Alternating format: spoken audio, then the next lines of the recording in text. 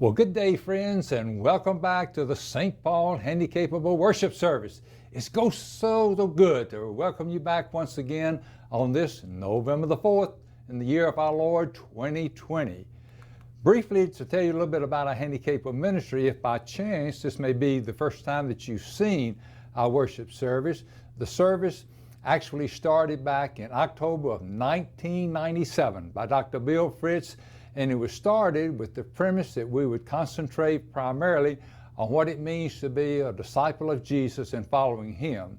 But we also wanted to offer social activities, which we've been offering throughout the course of the years and years past. Of course, the pandemic has limited what we can do now, but sometimes we would have up to 20 to 25 social activities. And then also going and doing good in the community. We've shown a lot of ways in helping other people in the community, how our love for Christ extends out to the community. All right, we're going to sing a little bit now. Handicapable loves to sing. And as I've been explaining to you, one of the things we're trying to do is to be a little bit innovative. Every time we want to try to add something that may be new.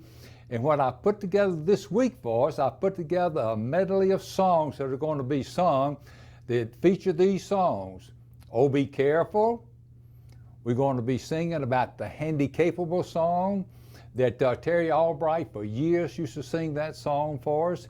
And then the song that Andrea has been singing for us for a number of years, I Have Decided to Follow Jesus, the Joy song.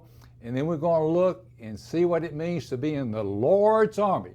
Are you ready? Here we go. Oh, be careful, my eyes, not what you see. Oh, be careful, my eyes, not what you see. For the Father up above is looking down in love. So be careful, my eyes, what you see. Oh, be careful, my ear, not what you hear. Oh, be careful, my ears, not what you hear.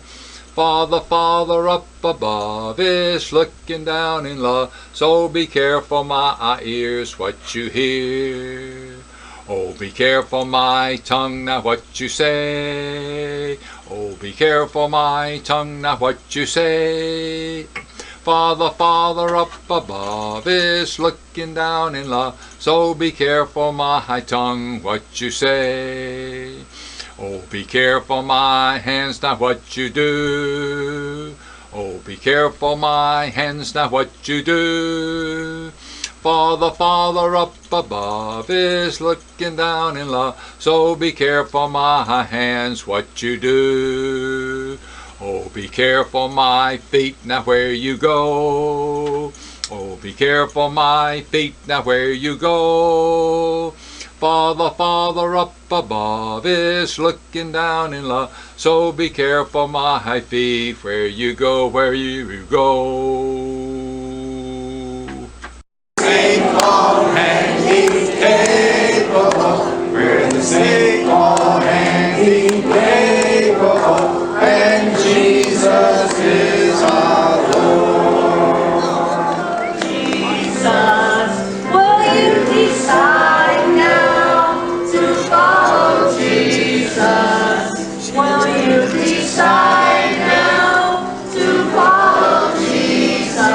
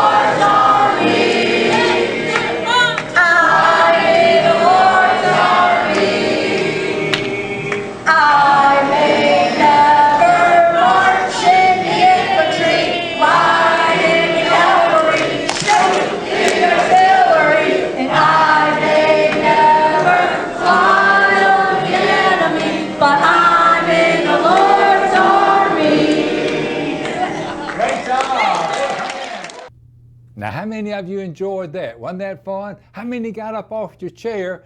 And actually, when we were doing the Lord's Army, you know, one of the things we're supposed to do is get up and act out what it means to be in the Lord's Army. Well, I hope that you enjoyed that, and we're going to continue to offer new and exciting things like that every single week.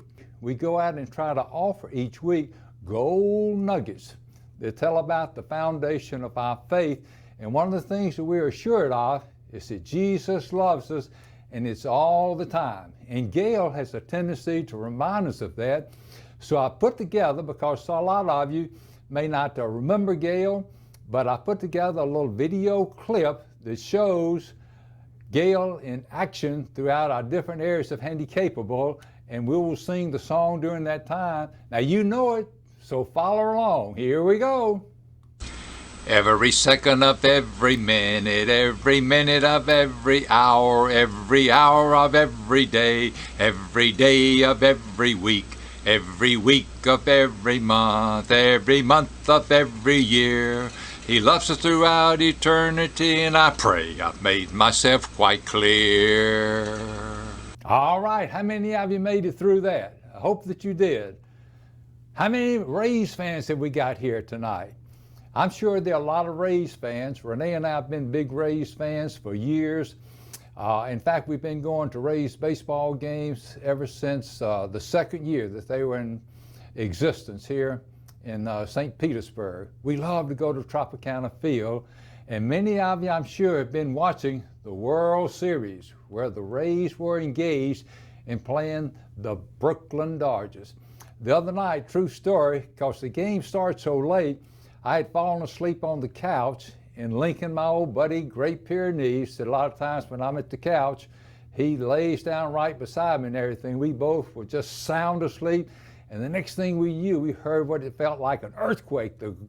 Felt like that the house was shaking, and there was noise that was coming forth. It was none other than Renee, who had gotten up. She was so excited, woke us up, said, Horton, we won the ball game.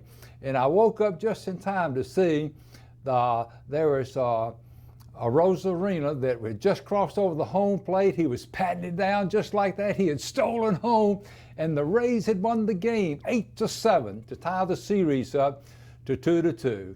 Well, as we know, it turned out that the Rays were not able to come back and win another game, so we did lose that particular game. But however, when we think about with our Handicapable ministry, especially those from Crossroads, I've seen them at several of the games at Tropicana Field.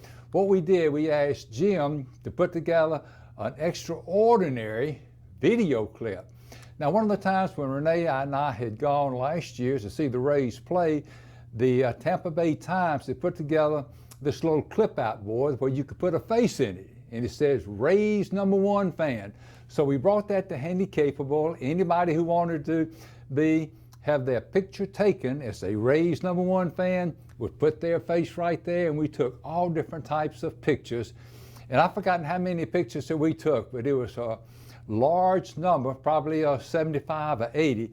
And Jim took those pictures, and we put together this little video clip that we'll find out at the end who is the Rays #1 fan. And we can't thank Jim enough for all the wonderful work he's doing to help provide our ministry with these exciting things. All right, let's go to the clip now. Everybody look and see if you can see yourself on the big screen. Here we go.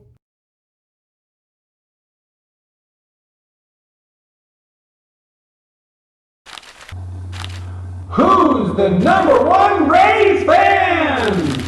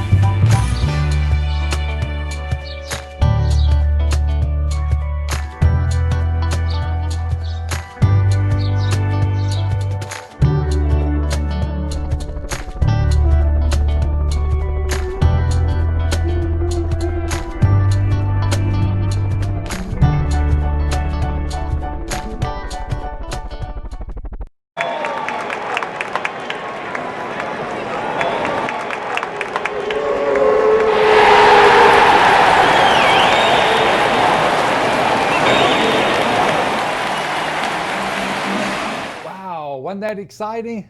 I hope that was as exciting for you as it was for all of us who have seen that. Those of you who have been attending our Handicapable in-person services in the past, you will have seen so many of these video clips that we have put together, but it's a wonderful way of reliving some of the wonderful memories that we have created through the years about doing things together that we enjoyed doing. When we come to our prayer time, we try to think of people. Now, if we were having an in-person service, what we would be doing, when people would come in, there'd be 34 tables, 8 chairs to a table, and we were averaging about 175 before we had to close down on March the 11th due to the pandemic.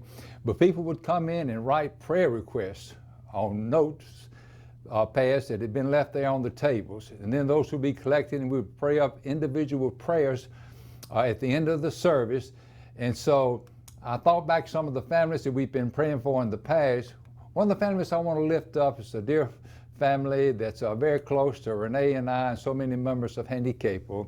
It's the Moon family. We've got Ralph, his wife Peggy, and their daughter Gwen. They are just really and truly people who are sold out to Christ. A little bit about Ralph. Ralph is sang in our sanctuary choir. Gwen has been very willing to help out and assist with our craft nights and things like that. Peggy is also very gifted when it comes to crafts. So we want to lift that family up in prayer. Also, we want to list a praise report. Do you realize if it were not for people like Laurel is the one who's right behind the camera right now, and she's been responsible for putting on this wonderful production on a weekly basis. We couldn't do it without her. She is so skillful. She is so helpful. She gives me excellent pointers. I'm not the best student in the world. It's going to take a long time to get me professional, but anyway, we have fun doing it, don't we? And also, do you realize that on a weekly basis, we send out a text blast or an email blast to all of those who want to be made aware of the next upcoming worship service that we have. And Rebecca here, who's on church staff, is responsible for doing that. So this morning you should have received what our next service is going to be about, and that way you're made aware of it. And if you've not subscribed yet, be able to come aboard and be a subscriber, and it automatically come to you. Another praise report is for Jim. Seems like every time we do something here in the Handicapable ministry, Jim is behind the scenes doing something, whether it's drawing a character to us or whether it's because of the fact that he's created some of these beautiful video clips that we've been able to see. One of our gold nuggets we want to remember in our prayer tonight is Jesus' promise to us, in which he says, "And surely I'm with you always, even to the end of the age." Let's go to the Lord in prayer. Our most gracious Heavenly Father, we're thankful for this opportunity to gather together again. It's the family for the Handicapable. We're thankful, oh Father, the way that you continually bless us. We want to lift up the family of Ralph and Peggy and Gwen for their faithfulness in serving here at St. Paul and in serving through our Handicapable ministry. We give you praise and thanksgiving for those who are faithful, like Laurel, Rebecca, and Jim, who without their skills and gifts make this ministry work so smooth with our new YouTube productions. Also, Father, we just give you praise and thanksgiving. We know that you're with us all throughout the end of time, that you walk with us whenever we may be in those areas of peril and those dangerous zones. Father, we just thank you for that. Continue to pour your blessings on this ministry, oh Father, as we lift up the prayer that Jesus taught us to pray by saying, "Our Father which art in heaven, hallowed be thy name. Thy kingdom come, thy will be done, on earth as it is in heaven. Give us this day our daily bread, and forgive us of our trespasses, as we forgive those who trespass against us. And lead us not into temptation, but deliver us from evil. For thine is the kingdom, and the power, and the glory forever. Amen." The Bible's message to us from Ephesians 4, verse 32, it says, "Be kind to one another, tender-hearted, forgiving one another, as God in Christ forgave you." Isn't that a beautiful message for us? I want us to spend just a few minutes and look at some of the ways how important it is to work together as teams. Got 6 instances that I want to go over very briefly. And the first one is talking about Jesus and his disciples working together. I always found it interesting when Jesus went out to seek the people he wanted to gather around him to start his ministry. You would have thought maybe possibly that he would have gone and got the best educated people. Maybe he would have gotten those that had the appealing nature to others that would be able to come in and want to follow because of the disciples that he had picked out. But Jesus picked the common person. He picked the people that ordinarily would not necessarily have been picked if we were the ones doing the picking. But he knew so much better than we did. And he brought in people like the fishermen, Peter and Andrew, James and John. Can you imagine being a fisherman and to be able to not only become a fisherman of the fish that were in the sea, but also become a fisherman of men through the leadership of the Lord and Savior? And they worked together as a team. Now, a lot of times we know that there were disagreements. Not everybody was able to do everything that Jesus wanted them to do. But anyway, we know that because of their working together as a team, they were able to accomplish so much while Jesus was here during his 3 years of ministry here on earth. And we know because of that team that had been gathered together, they went forth after Christ had ascended back to heaven, and they went out and began reaching all parts of the country around their places and bringing salvation and the good word to other people. That team worked together. Another team I want to talk with you briefly about is the church ministry teams. We have 3 ministry teams here that I'm a part of one. Of course, I head up the Handicapable ministry. We have Katie that works with the children's ministry. Allison works with the youth ministry. And as a ministry team, we work together. Now, when we were able to have in-person meetings with the Handicapable and other ministries that are going on, the children and also the youth are back now having in-person meetings. We always would work together. And one of the things that we missed this month in October was the Patch Bash. It was had so much fun. In fact, Jim had sent me a text the other day because he was hoping we would have it again. Even though we couldn't have it like we've had in years past, we will continue to have that. But because of the 3 of our teams working together, we've been able to accomplish so much. And there are other teams here at the church as well. But all of us have roles to play, and because we work together, we're able to accomplish a great deal. Another team is the Handicapable family working together. You know, things just don't happen by their own. Were it not for the volunteers, the parents, the group home leaders, and the companions, we couldn't have any type of worship, because our 95% of our handy members that are students are dependent upon someone to actually bring them to the church. And they're able to be brought here. And when they brought here, we know what has to be done on a weekly basis. We follow certain routines, and every week basically do the same thing. Everybody has a specific role that they play to make sure that everything works well. What about group home teams working together? Crossroads will come in, and Crossroads, which is located in Seminole, they have 6 different group homes. Usually they'll bring in anywhere from 20 to 25 or even more people that come on a weekly basis that come to our worship services. When we have craft nights, when we have social activities, they'll be here as well. But it's so encouraging to watch them work, to be in action, and to make sure that everything works completely well. When PAR comes in, the same thing there.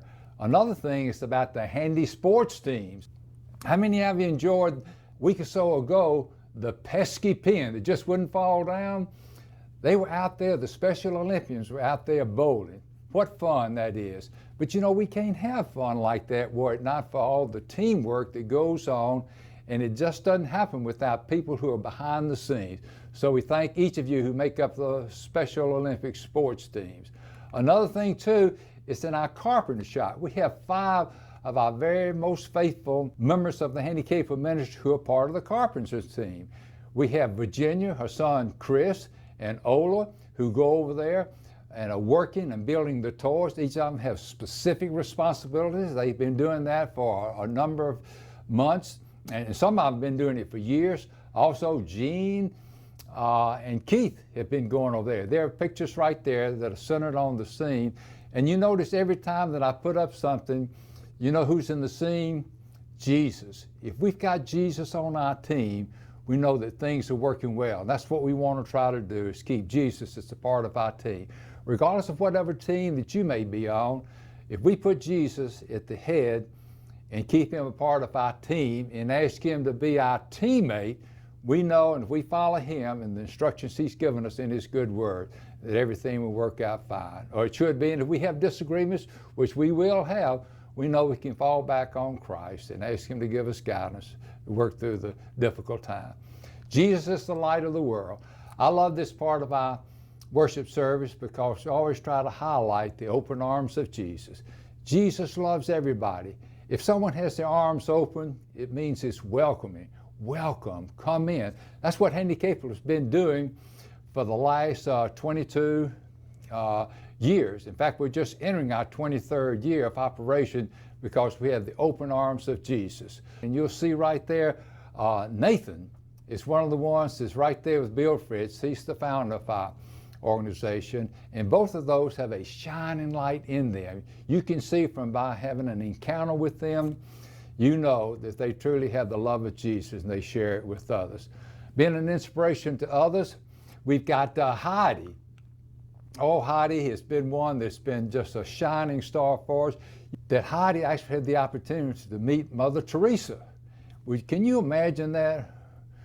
Someone who has been so faithful in serving God through the years of Mother Teresa, and for Heidi to have that opportunity to do that. Heidi has been a part of our Handicapable ministry, and she has been such an inspiration for all of us as well. She's been designated by HUG, Help Us Gala, which Robin Lally started and the founder, and continues to work with special needs members in not only Pinellas County, but in other surrounding counties. We know what a joy it is and what a thrill it is to be able to see Heidi just be able to get out there and be an inspiration to others. To become better team members, what is it that we need to do? We need to follow Jesus.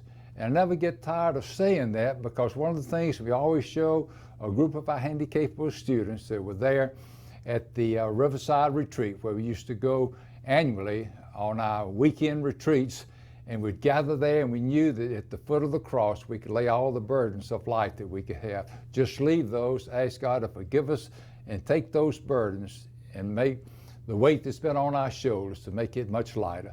Also, we need to read, believe, and act on what's said in God's Word. If we do that, it'll better help us stay on the righteous road. The final thing we need to do is to continue to stay in communication with God. And we do that through prayer. So we want to continue to pray for strength and guidance. And in closing, I just want to encourage each of you to continue to share with other friends about what we're doing here at St. Paul through our YouTube. It's a wonderful opportunity. Let's continue to share the good word, and we'll welcome you back next week. And we've got a special program coming up in a couple of weeks. I'll be telling you about that next week. God bless you. We miss you. Stay safe, stay healthy, and be a disciple of God and follow Jesus. And we'll see you again next week. God bless you. We love you with the love of the Lord.